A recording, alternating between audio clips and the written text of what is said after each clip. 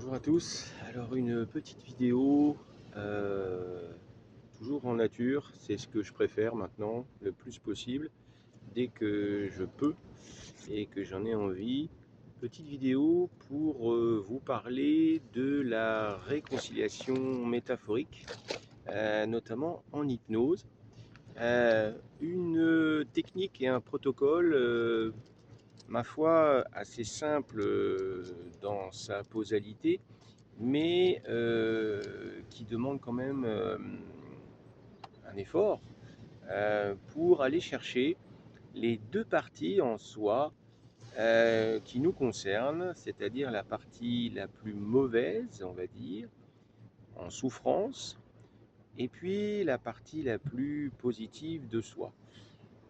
Euh, Au cours de ce protocole, eh bien, vous aurez l'occasion évidemment de développer ce que vous voyez à travers votre inconscient de manière spontanée, de la partie la plus souffrante de vous, la plus mauvaise, sous quelle métaphore elle apparaît, forme, couleur, odeur, etc. Toutes les modalités sont possibles pour décrire au maximum qu'est-ce que vous déposez dans une de vos mains, de la partie la plus mauvaise de vous, et puis de l'autre côté, eh bien, la partie la meilleure de vous.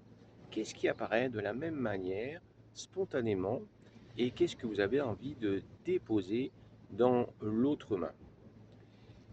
À l'issue de cet exercice, eh bien, je vous demanderai évidemment de réunir, de pouvoir réunir par un protocole en hypnose, de réunir vos deux mains.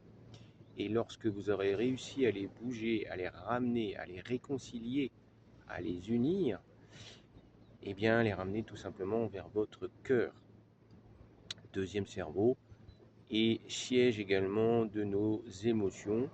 Le cœur tape et agit en fonction de nos sollicitations et de nos émotions. Il va ralentir ou accélérer. Évidemment, dans les phénomènes de stress, eh bien, le cœur agit en conséquence pour pulser les liquides et pulser la vie. Alors, cette réconciliation métaphorique est très utile pour revenir vers soi et être capable de se connaître un peu mieux. À bientôt!